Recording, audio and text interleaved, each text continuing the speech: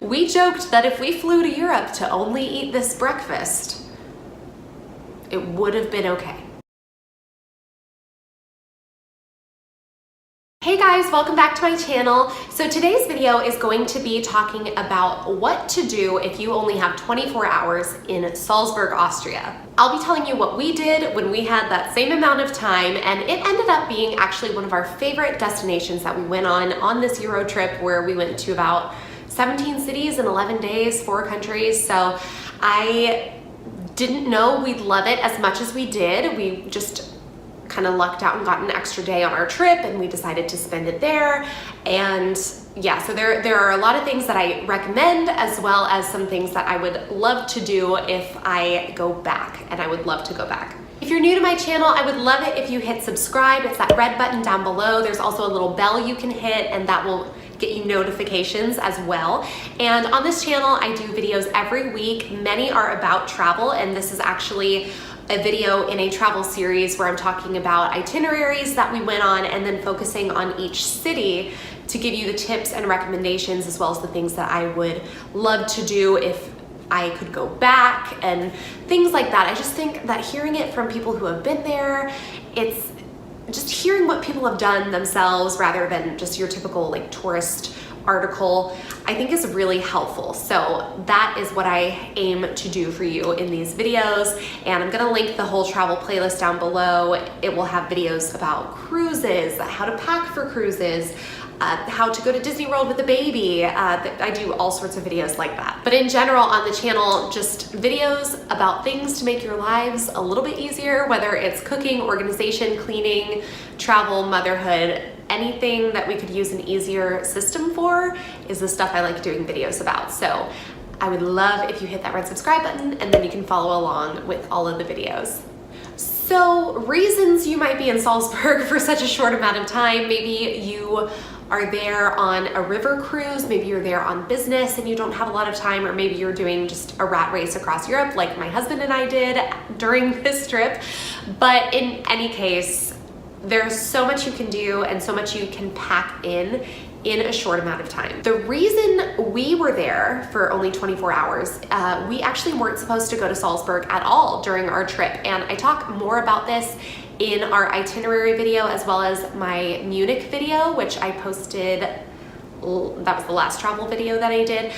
But what happened was, before we left for our trip from the States, we got a phone call from American Airlines saying that our flight to Germany, which is the first place in Europe that we went on this trip, was canceled, and we had to go basically a day early. And it was canceled because someone tried to burn down a control tower in the Chicago airport, and that's where we were supposed to be connecting on the way to Germany.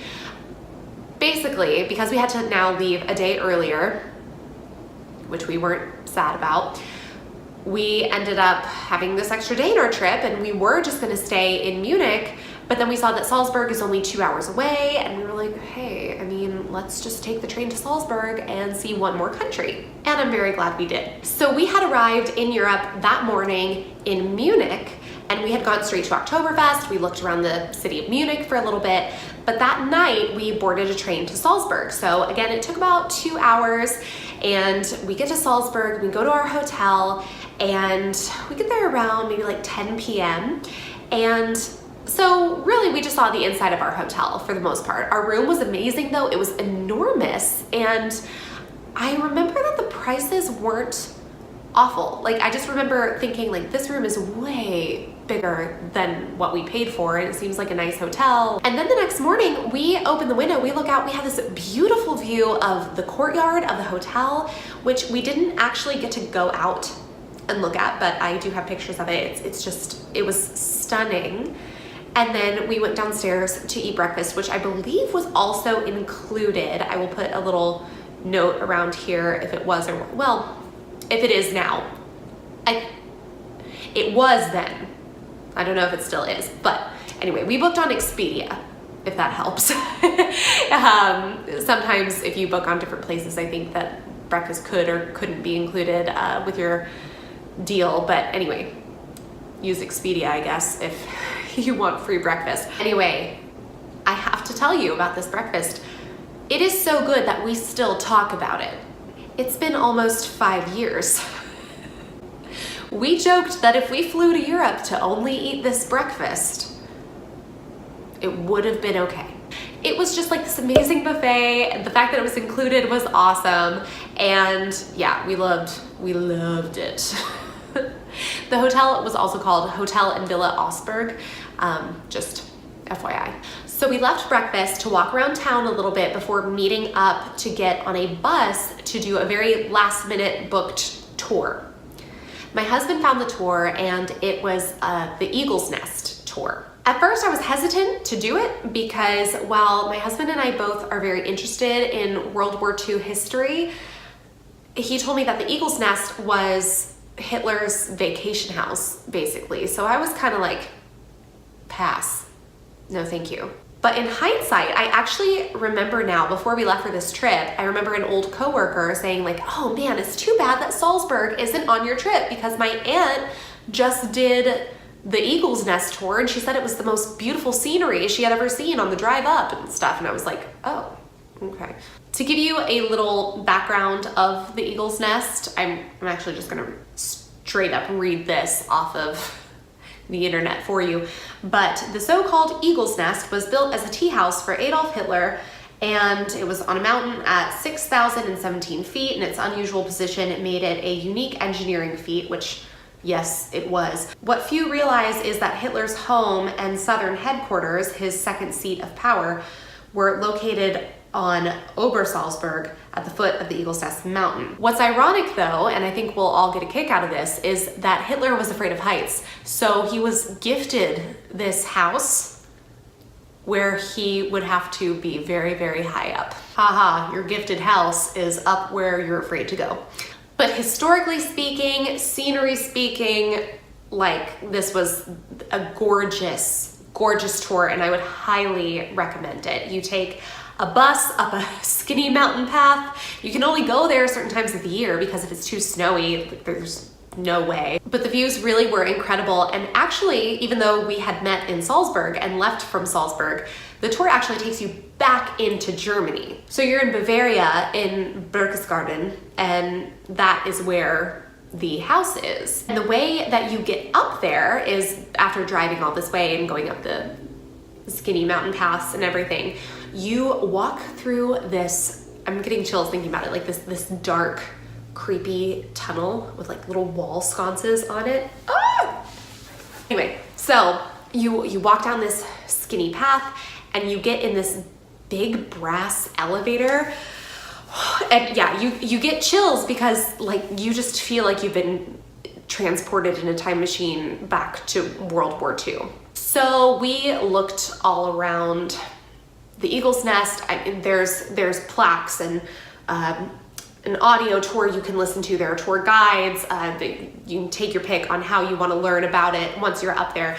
But it was really incredible. And if you're a history buff, even if you're not, it was amazing. And then you could go and eat lunch up there too, or just kind of like grab a beer basically and enjoy the scenery. So we walked outside the house and there's just stunning panoramic views. And then they took us to this little, not downtown, little village part of Berchtesgaden, and we got to eat at the Golden Bear, and that's where we had lunch, and it's very, very old. Yeah, it was just really cool to see this, and I have a few pictures of the village itself, and it just looked like you went to Epcot. Actually, upon seeing the pictures, my mom was like, "Did you guys just go to Epcot?" Also, interesting fact, the fireplace inside the Eagle's Nest was a gift from Mussolini. And the other interesting fact there is that my grandpa was stationed in Italy in World War II, and he saw Mussolini hanging. So if you've ever seen the photos of that, he was there. He has the photo. So it's so cool. We have it now, but anyway, yeah, that's some really cool history right there. So even the drive back, of course, beautiful because we went the way we came, and we get back to Salzburg a few hours later, and we still had the rest of the day because this tour was in the morning. So we get in an Uber to go into Old Town Salzburg, and we asked our Uber driver, where do the locals go? Because that's what we're really interested in when we go to new places. We want to do the more authentic things. I think there's definitely something to be said for the total tourist things, and I'm not saying that you shouldn't do that or anything like that, but we just really enjoy getting a very authentic feel for where we are. So we like to try the food that they have and everything like that. So she recommended that we go to Spoor. So it's a little bar that was actually called a liquor and punch manufacturer, and it was incredibly old. So it was founded 110 years before our wedding day, but it was in a building from 1407. And I'm going to pronounce this probably incorrectly, but the building that it's in is the narrowest house in the Getredegasse. I will put that word down here, and basically that just means that street, that famous shopping street in Old Town Salzburg. So we sampled many different kinds of schnapps and Christmas punch, which is like an orange warm punch, and we were the only Americans there, which is kind of how we like it when we go, because we just feel like we're locals at that point. So that was really fun. After we were done there, we passed Mozart's house, which is right there, and then we made it up to the Hohensalzburg fortress. You have to take a funicular up to the fortress, which was really neat. And then we did a tour once we were up there, and it was just a self-guided tour, just reading the plaques along the way and things like that. And it wasn't just the castle itself that was cool to look around. They had a bunch of little courtyards within it, and within those courtyards there was a cemetery, there was a church, there were just all these, it almost kind of felt like little town squares within the fortress. And it also had panoramic views of the city of Salzburg. So it was definitely something I'd recommend. Plus it's like, I think the biggest, most obvious landmark when you do go to Salzburg. So it's definitely worth checking out. Fun fact, it's the largest fully preserved castle in Central Europe. The furnishings in all of the rooms are original and have remained unchanged since 1501/1502. So once we were done looking around there, we took a bunch of pictures of the views that we could see at the top of the fortress, and then we decided instead of going back down the way we came, we would walk around the back of the fortress and go down that way, because it's all up on a cliff, or it's all set up high. So we came this way, we decided to go down this way. And once we got to the other side of the castle, the views were completely different. It wasn't the city anymore. It was this picturesque green, bucolic landscape. And I'm getting chills again in a different way, but it was just one of the most beautiful things we had ever seen. And we're like, this looks like a storybook. We must go. So there were some small stairs. We ended up, that seemed like a very long walk, I remember, because we were very high up. But anyway, we get down to this path. We're walking through these fields. It's gorgeous. We feel like we're in a fairy tale, and we just decide, let's keep walking. Like, where else are we gonna go? We don't really have any plans. Like, let's just look around. Guess what we stumbled on?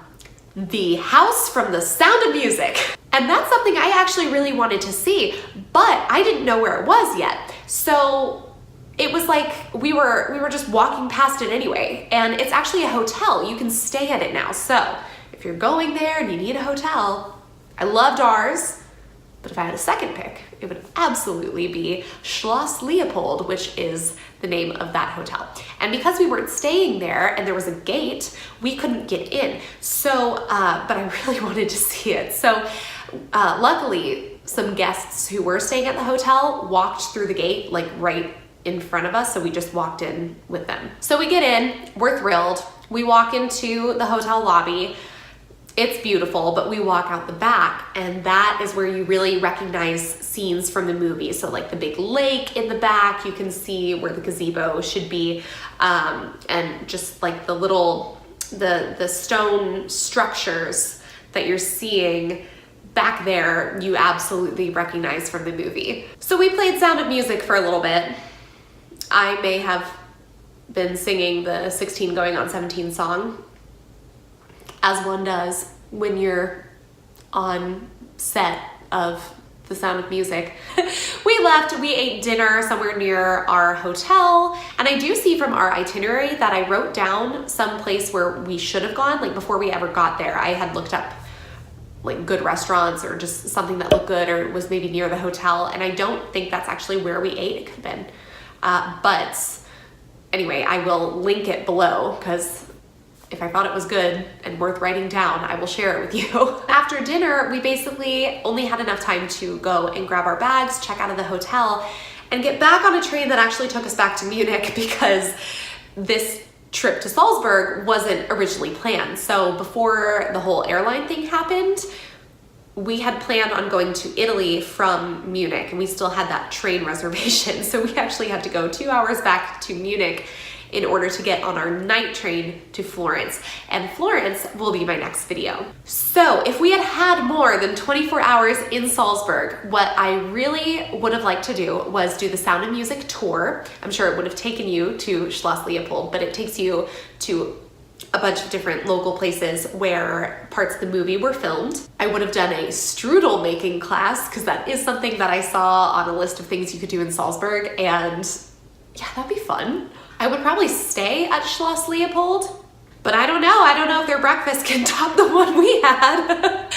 You could also do day trips to like the lakes and things. You could go to Hallstatt, which if you've ever seen pictures of Hallstatt, I'll put a picture in here. But anyway, it just looks gorgeous. I would love to go there. And so those are my tips, my experiences, what I would do over again for 24 hours in Salzburg, Austria. I hope you enjoyed. If you do have a trip planned to Austria, or if you have ever been, please let me know in the comments. I would love to see more of the entire country. I would love to see Vienna. I would love to go back to Salzburg in general and just have more time. We loved it so much. So I hope that you got some good tips out of this video, and stay tuned because my next one is Florence, and I'm going to have my videos linked down below for the other cities that we've gone on this itinerary.